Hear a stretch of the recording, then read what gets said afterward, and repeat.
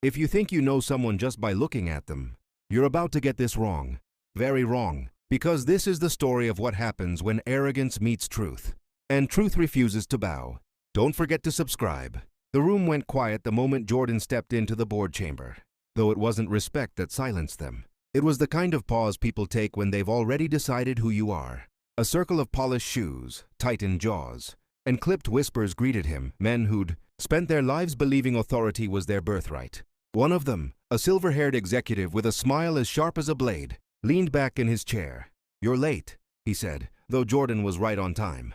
Another sighed loudly, as if Jordan's presence alone tested his patience. Papers slid across the table toward him with a dismissive flick, as though they were doing him a favor by allowing him in the room at all. Jordan felt the weight of every stereotype they'd placed on him. The assumptions, the disrespect, the unspoken belief that he didn't belong in a world built to exclude him. They talked over him, questioned his competence, mocked the proposal he hadn't even presented yet. One laughed, "Let's keep this short. We all know how this ends." But they didn't. When Jordan finally rose, the room's false confidence cracked. His voice was calm, too calm for men who believed they controlled the temperature. "Before we begin," he said, "there's something you should know." He placed his ID badge on the table.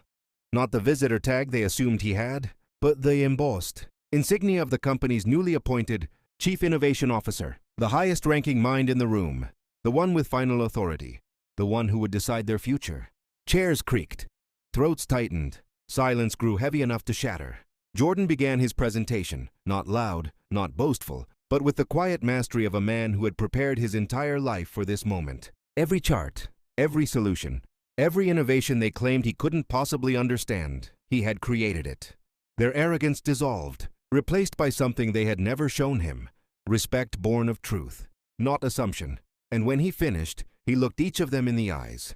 "This," he said, "is why you never underestimate someone based on race, status, or the limits of your own imagination." The lesson hung in the air like a verdict. Justice, not the loud kind, but the kind that demands silence. The kind that forces people to confront who they are. Because dignity isn't given, it's claimed.